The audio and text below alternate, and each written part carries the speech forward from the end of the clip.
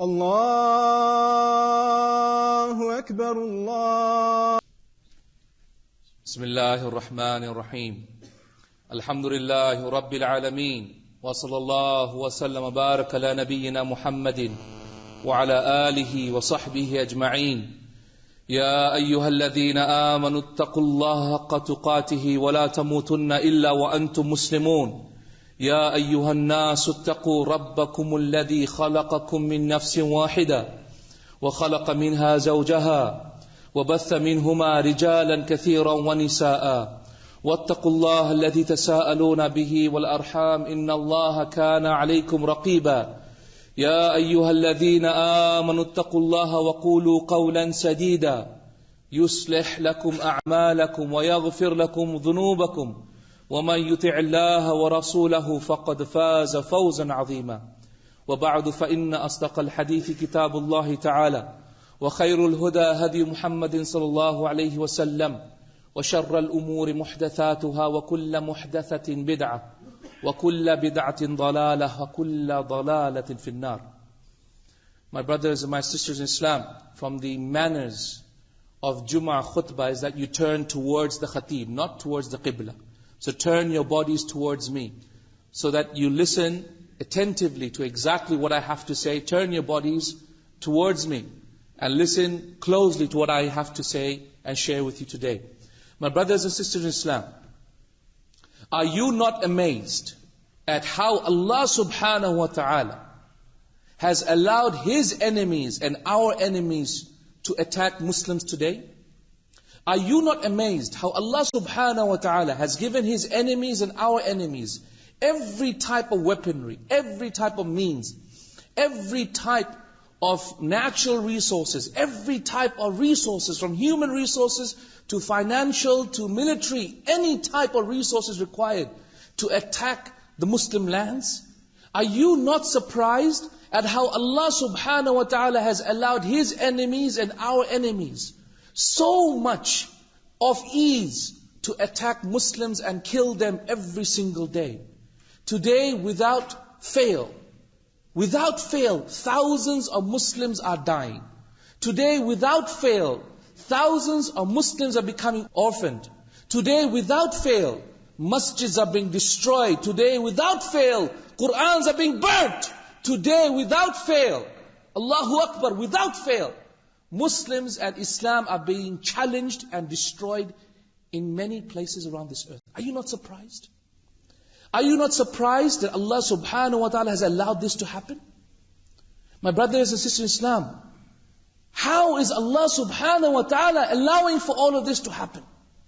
How is Allah subhanahu wa ta'ala telling us in the Quran that He loves us, that He loves this ummah, that He cares for this ummah, that He will protect this ummah, and then He allowed this to happen? Do you know why, ya akhwati? أَوَلَمَّا أَصَابَتْكُمْ مُصِيبَةٌ قَدْ أَصَبْتُمْ مِثْلَيْهَا قُلْتُمْ أَنَّا هَذَا. You see, this question that we are asked today was exactly asked by the Sahaba as well.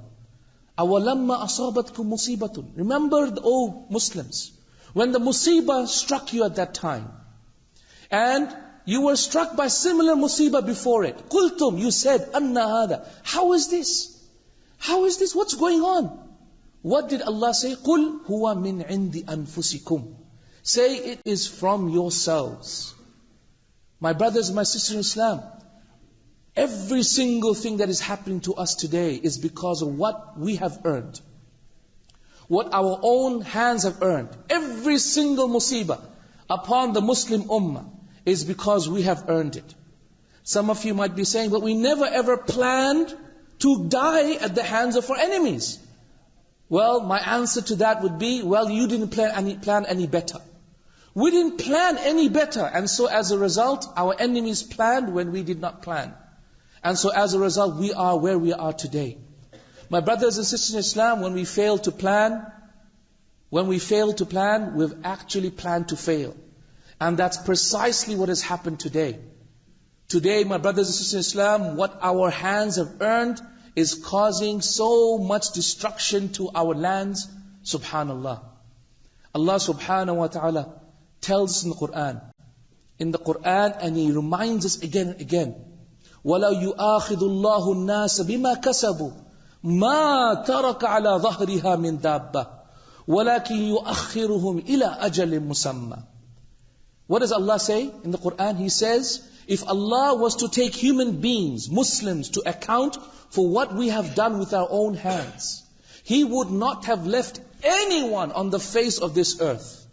He would not left anyone on the face of this earth alive.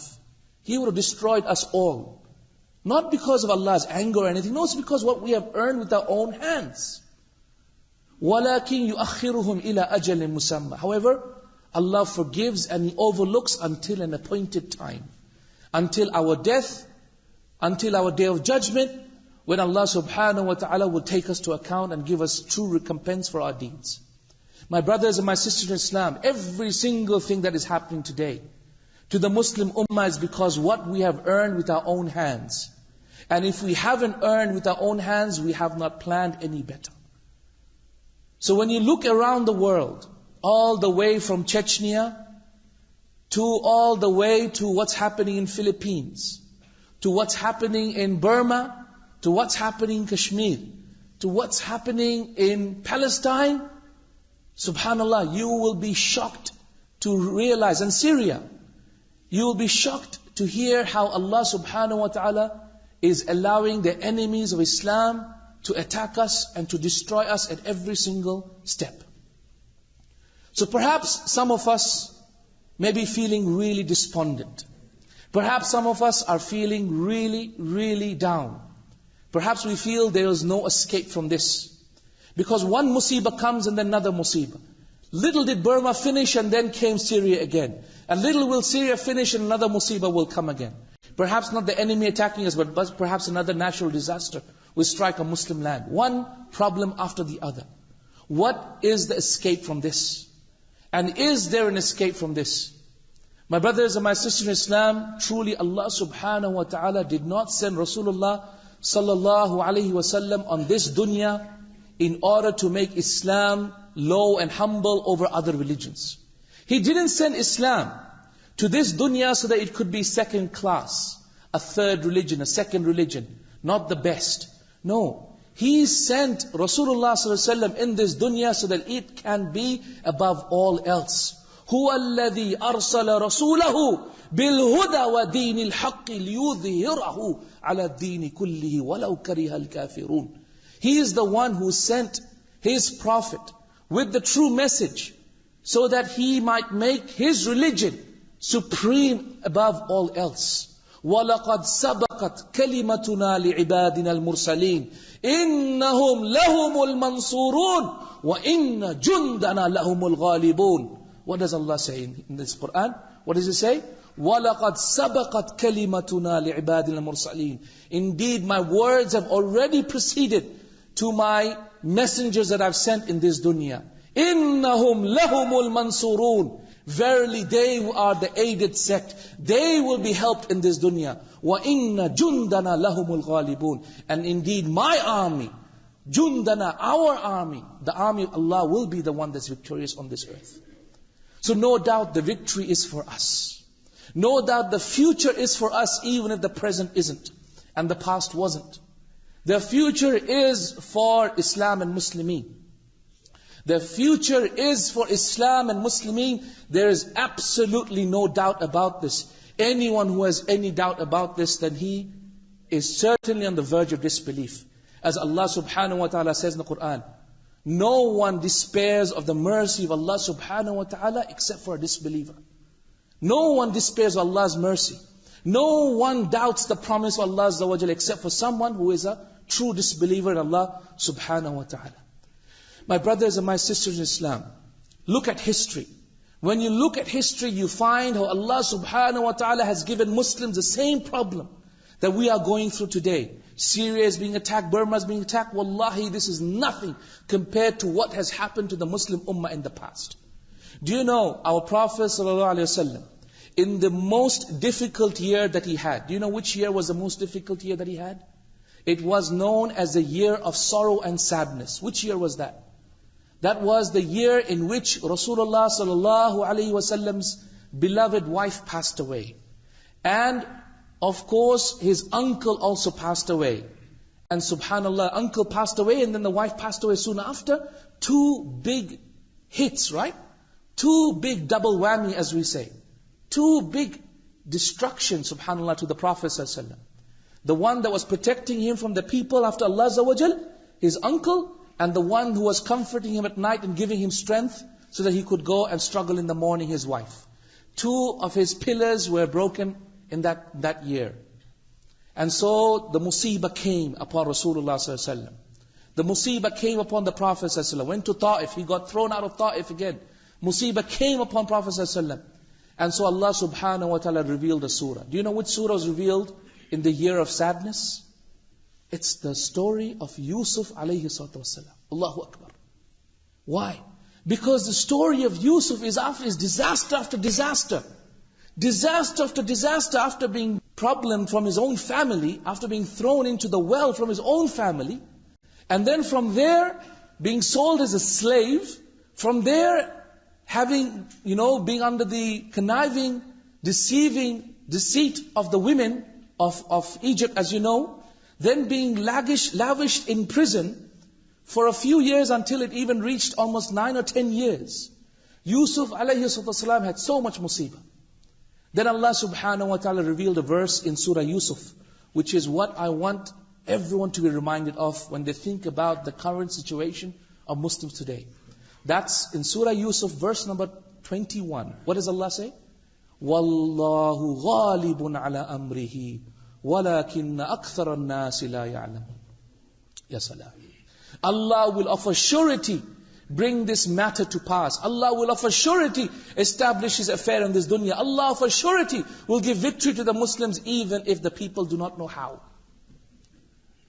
Allah has a plan. Allah has a plan. Ya ikhwati, in the year 280 after Hijrah, there was a sect known as the Karamita. But today, do you hear about the Karamita? No, where are they? You don't hear about them.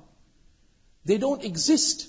Some remnants of amongst them exist, but they don't. You haven't heard of this name. Do you know why? Do you know why? Because Wallahu ghalibun ala amrihi walakinna akthara an-nasi la ya'lamun. That's why. Because Allah subhanahu wa ta'ala will of a surety make this affair come to pass, even if the people don't know how. Then came the Crusades. You all know about the Crusades. 1 million bloodthirsty crusaders. As Ibn Kathir rahimahullah says in Bidaya al-Nihaya, 1 million bloodthirsty crusaders from Germany, from France, from the United Kingdom, from all of these European countries came to attack Bayt al-Maqdis. 1 million of them. And they killed 60,000 Muslims in 1 week. 60,000 Muslims in 1 week. They slaughtered every single person there. Every Muslim in Bayt al-Maqdis. From men to women, to child, to scholar, to worshipper, to soldier. Everyone was killed. Everyone was slaughtered. No one was allowed to live. Masjids were destroyed. Adhan was not allowed. The bell used to ring throughout Bayt al-Maqdis. The swine and the pig came in. Rivers of wine came into Bayt al-Maqdis. The most beautiful of the holiest of places.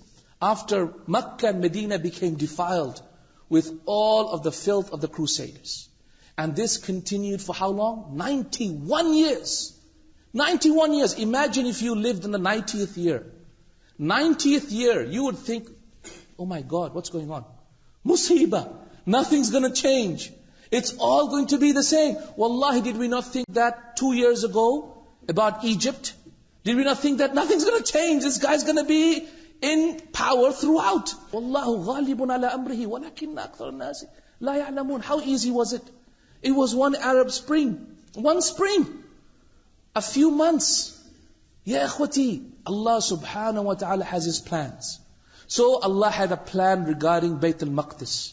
So arose a man who was raised by a Kurdish woman. A man by the name of Salahuddin. Who, what did he do? The first thing Salahuddin Ayyubi, he opened 10,000 Quran schools. Do you know why our countries today are secular? Do you know why our countries today are secular? It's because every school is secular. Every school is secular. Every school, what is being taught in the schools? Every curriculum is secular. It's maths and science that is given more priority over Quran and tafsir, over seerah and hadith. Isn't that right? Every single school is secular. Every single school bothers about more secular studies than about Islam. So people come out secular. That's precisely what happened to Turkey. When Kemal Atatürk took over Turkey, do you know how he took over Turkey? 35 years before, when Kemal Atatürk was being educated in France, what actually happened is he came back to Turkey and they opened up 1,000 secular schools. And with that they arose 10,000 of secularists that went hidden, and they started to then rise up when the colonial powers gave them authority, and then they took control. Ya Ikhwati, Salahuddin Ayyubi launched 10,000 schools. Within 10 years, he didn't fight straight away, the Crusaders. Patience, patience, patience. And then after 10 years, what did he say? He stood up on A'maq and Dabigh, which is 2 mountains in Syria, and he said, woe to Islam. Woe to Islam. And so the heroes of the army of Muhammad sallallahu alaihi wasallam, who had the spirit of struggle flowing through their veins, arose and said, I hear the call, O Salahuddin. We are here to answer. 230,000 soldiers attacked Bayt al-Maqdis, and they destroyed the fortifications of the Crusaders within 21 days. And they drove them all out. And today we still control it because of that. Wallahu ghalibun ala amrihi walakinna akthara an-nasi la ya'lamun. It takes one man. It takes one good man to start to do something. Today, do you know why there's evil on this earth?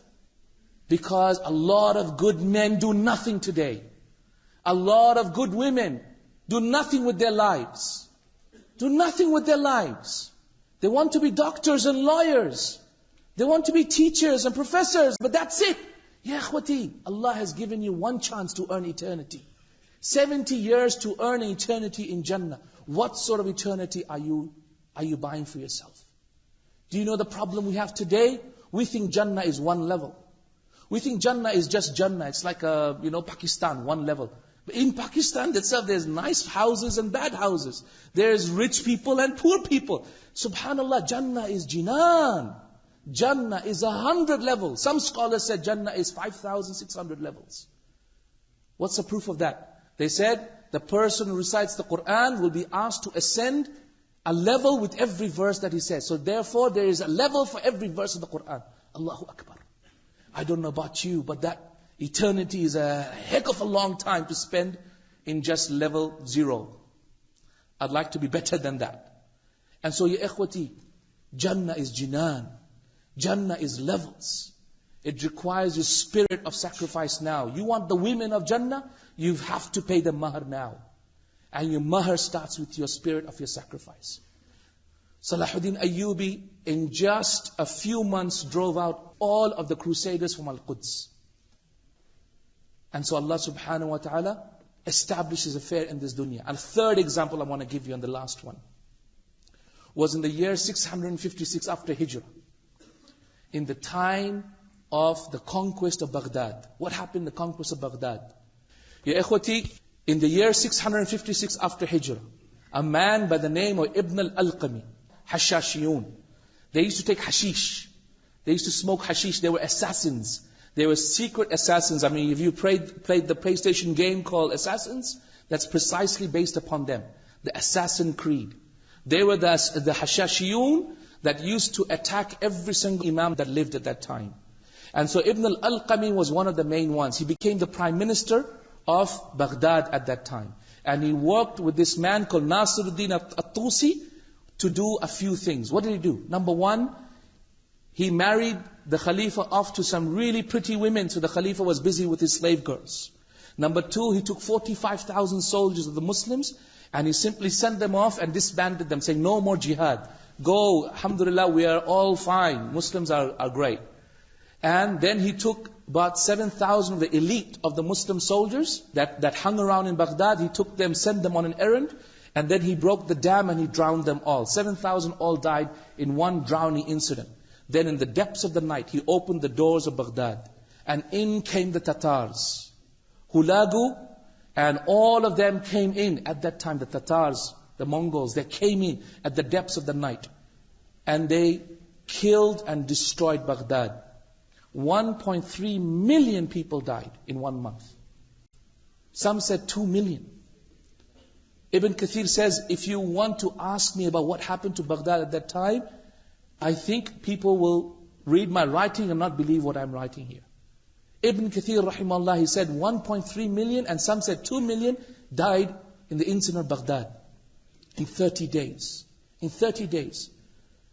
They said they had a river of Euphrates, which is water, and then they had a river of blood. And then the river of Euphrates, because of the number of books that were destroyed from the house of knowledge in Baghdad, it flew blue with ink. And this was what happened to Baghdad at that time. 1.3 million to 2 million. So Hulagu, who was the grandson of Genghis Khan, he wrote to the Muslim rulers at that time, the Mamalik of Egypt. He wrote a letter to them. He said, from the king of kings to the king of the weaklings, to the Mamalik of Egypt, our swords are sharp, our horses are fast, our arrows are swift. We will kill you all. We will rape your women. We will cut their throats. We will slit their necks, and they will drink wine in their skulls. We will show the weakness of your God. Surrender to us now, before we destroy you all. This is what Hulagu said to the Mamalik of Egypt. So what happened? Allah raised one man. It's always one man. It's always one man. It's not an army. It starts off with one man. It starts with one person. One person. It could be anyone here. Anyone. Anyone. Ya ikhwati. It's okay to be afraid. When you see the ummah and the problems we're in, it's okay to be afraid. But courage is the overcoming of fear. To be courageous, you first have to be afraid. Every single person who has courage has first had fear, then he overcame that in order to be courageous. It could be anyone amongst us. So Allah subhanahu wa ta'ala raised Mahmud Saifuddin al-Quds. And subhanallah, the scholars of Islam, led by Al-Izz ibn Abdus Salam, banded with him. And they met the Tatars at Ain Jalut. And every single wave of the Tatar was destroyed against the shield of the Muslims. And alhamdulillah, Allah subhanahu wa ta'ala saved Islam and Muslims and saved humanity from the destruction of the Tatars. The historians say, if the Muslims did not stop the Tatars, then the whole of the world would have been overrun and destroyed by the Tatars. Because these people, wherever they went, they would pillage and destroy and kill. They just rampaged, pillaged, destroyed and killed. They would leave nothing behind. And so alhamdulillah, Allah subhanahu wa ta'ala saved us. Do you know why? Because Allah says in the Quran, وَاللَّهُ غَالِبٌ عَلَىٰ أَمْرِهِ وَلَكِنَّ أَكْثَرَ النَّاسِ لَا يَعْلَمُونَ. Allah subhanahu wa ta'ala will of a surety establish this affair in this dunya, even if people don't know how. My point to all my brothers and my sisters is this. How can we be the change? How can be that one person that takes on this responsibility of changing the ummah? How can we be that one person that takes on the responsibility of making that change, of reviving this nation, of reviving our Muslim ummah? That one person. That one person who will say to his wife, my wife, don't expect a house on the beautiful gardens with a beautiful feature wall and beautiful furniture. That is not our life. Don't expect a beautiful car with a beautiful driver driving you everywhere and a fantastic salary from your husband who is a great surgeon somewhere in the department of, somewhere. Don't expect that. That's not my life. Oh wife, don't expect me to be there all the time. Oh wife, expect your husband to be in difficulty. Expect to be in difficulty. This life is a prison for the believer and a Jannah for the disbelievers. And the Akhirah is a Jannah for us, a prison for them. So my brothers and sisters in Islam, are there men of truthfulness amongst us? Are there men of truthfulness amongst us? When we read about the seerah of the Prophet ﷺ, we read about Battle of Badr, Battle of Uhud, Battle of Ahzab, every single one of us has a feeling in his heart. Do you know what that feeling is? Oh, how I wish I was there, I would have helped Rasulullah ﷺ. Ya Allah, how I wish I was there. I would have helped him. I would have been the one who would have carried the sword. I would have been the one who would have put up the shield. And when the arrows came, I would have put my hand and stopped the arrows with my own hand. Oh Allah, how I wish I was there. Don't you think like that? Don't you think like that? Every one of us thinks like that when we read about the seed of the Prophet ﷺ. Well, guess what? This is your chance. This is your chance. The Prophet ﷺ and his time is gone. But Allah has given you this chance. So it's time to be truthful to Allah subhanahu wa ta'ala. Ya ikhwati, Allah revealed a verse in the Quran for people like us. Do you know what that verse is? Allah subhanahu wa ta'ala says, مِنَ الْمُؤْمِنِينَ رِجَالٌ صَدَقُوا مَا أَحُدُ اللَّهَ عَلَيْهِمْ فَمِنْهُمْ مَنْ قَضَى نَحْبَهُمْ وَمِنْهُمْ مَنْ يَنْتَظِرُ مَا بَدَّلُوا تَبْدِيلًا.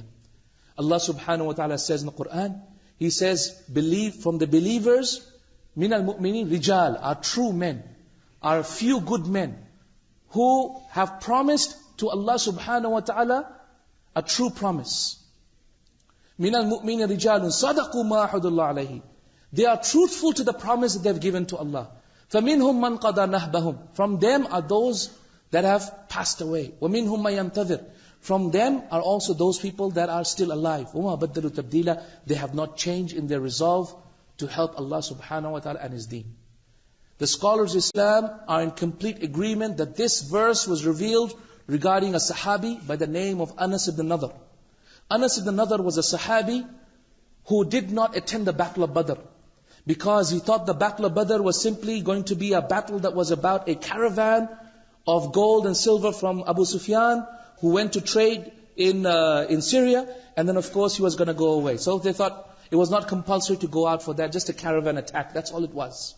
Right? An insurgency to attack the caravan. But then, when that incident transpired into the Battle of Badr, and the people attacked, and they won, and they came back, Anas ibn Nadr said, Ya Allah, what have I lost?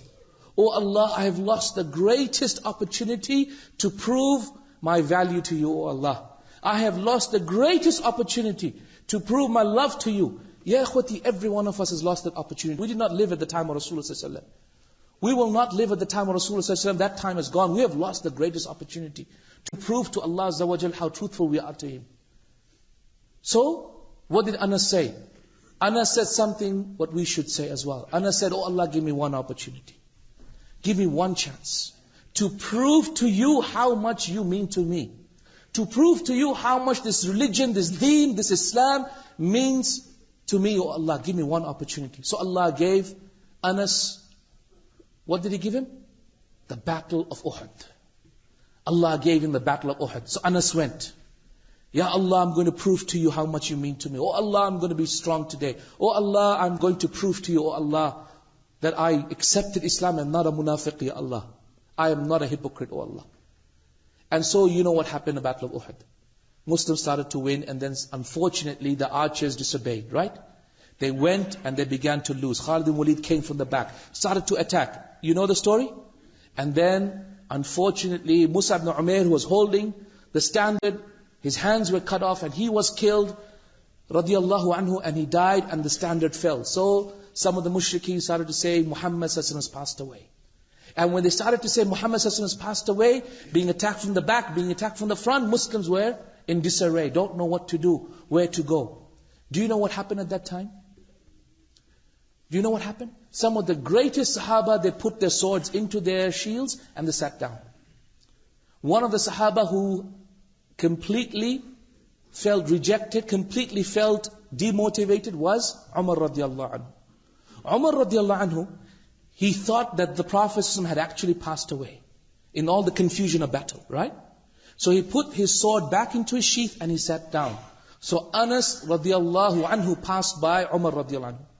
He looked at Umar in the battle. Listen to these words. Listen to these words. If this is the only thing you go back from this khutbah with today, this is more than enough. Anas radiallahu anhu looked at Umar and said, Ya Umar, what are you doing? So Umar radiallahu anhu looked at Anas and said, Oh Anas, have you not heard? The Prophet sallallahu alaihi wasallam has passed away. So do you know what Anas replied? Anas looked at him and said, فَمَا تُرِيدُ بِالْحَيَاةِ بَعْدَهُ. So what do you want with life after him? If we are truthful that we love Rasulullah sallallahu alaihi wasallam, if we are truthful that we love Islam, If we are truthful, oh Allah, give me one chance. فَمَا تُرِيدُ بِالْحَيَاةِ. What do you want with life? What is it, O men, O Muslimin, that we want with life? What is it that you want with life that Allah will not give you in the akhirah?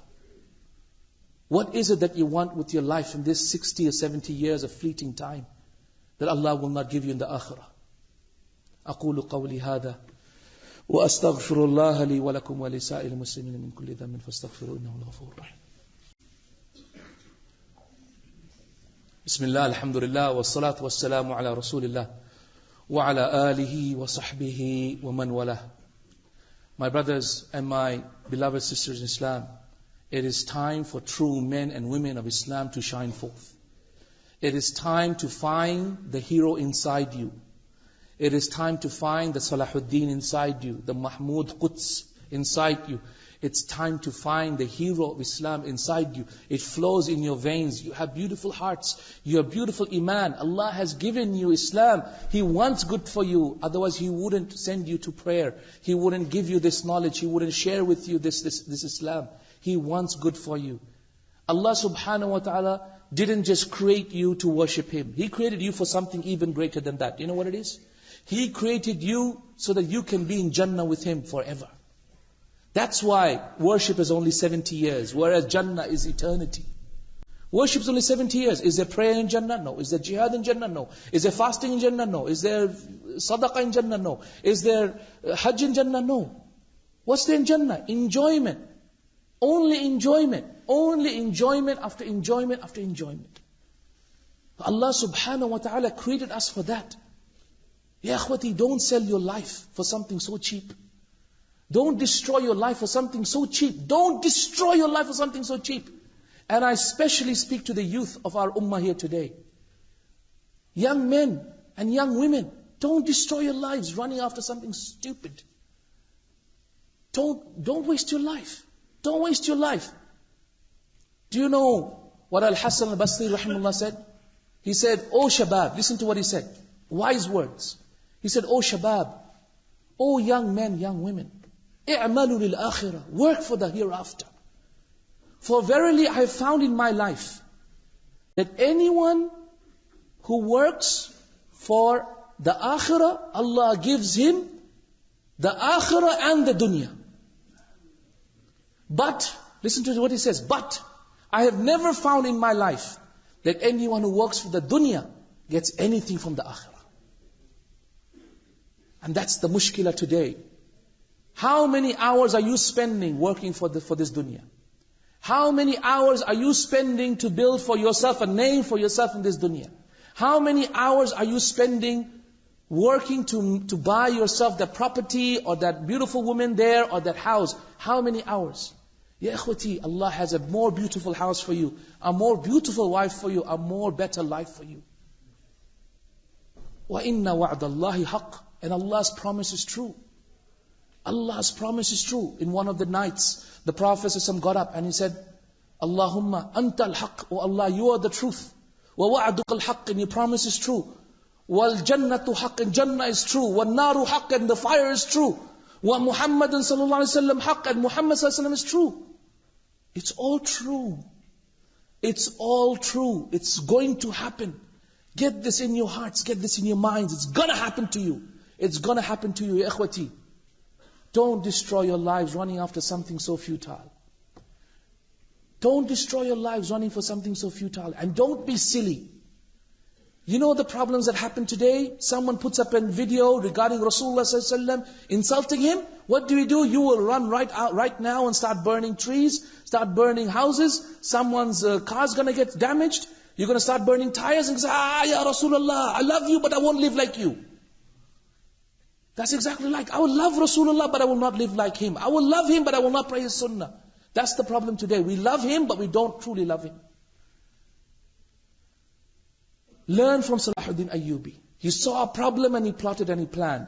Learn from Muhammad, from the Khalifa that overtook Byzantine Empire. What's his name? The Sultan Muhammad Fatih. That's his name. Sultan Muhammad Fatih, at the age of 10, his sheikh came to him And he opened up Musnad Imam Ahmed, and he came and he said, Qala Rasulullah sallallahu alayhi wasallam, the Prophet sallallahu alayhi wasallam said, may Allah have mercy on the person who conquers Byzantine. And what a beautiful Amir he will be, and what a blessed army will he lead. So, Sultan Muhammad al-Fatih said, what did he say? I will be that man. At what age? What age? At the age of 10 years old.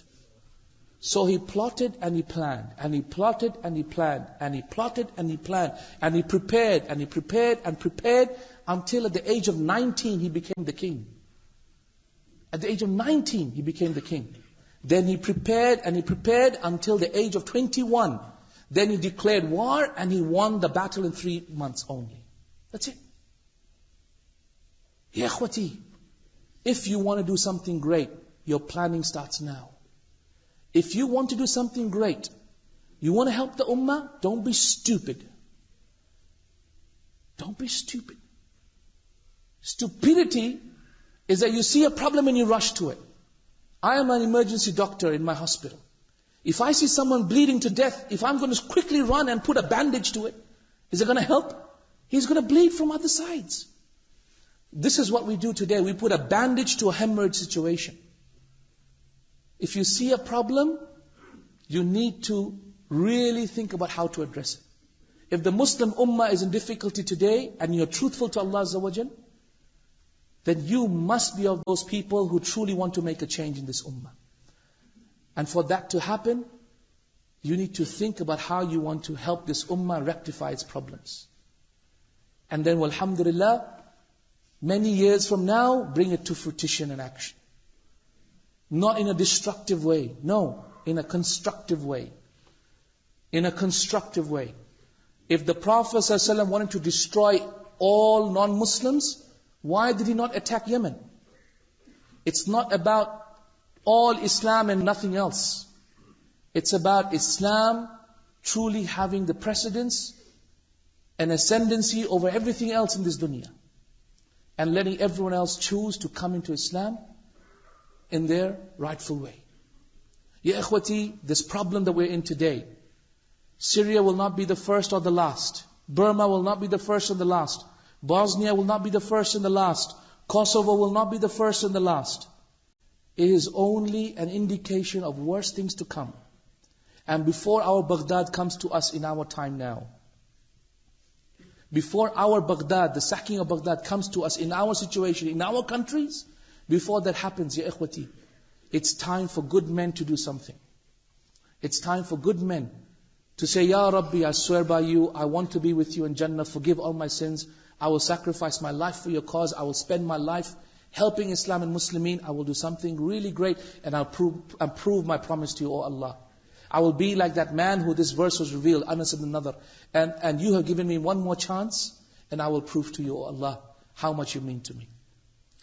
ثم علم أيها المسلمون أن الله أمركم في القرآن الكريم قائلا جل جلاله وتقدست أسماؤه إن الله ملائكته يصلون على النبي يا أيها الذين آمنوا صلوا عليه وسلموا تسليما اللهم صل على سيدنا محمد وعلى آله وصحبه وسلم اللهم اغفر للمسلمين والمسلمات المؤمنين والمؤمنات الأحياء منهم والأموات اللهم انصر دينك وكتابك وسنة نبيك صلى الله عليه وسلم عباد الله إن الله يأمر بالعدل والإحسان وإيتاء ذي القربى وينهى عن الفحشاء والمنكر والبغي يعظكم لعلكم تذكرون اذكروا الله العظيم الجليل يذكركم ولذكر الله أكبر والله يعلم ما تصنعون أقيموا الصلاة.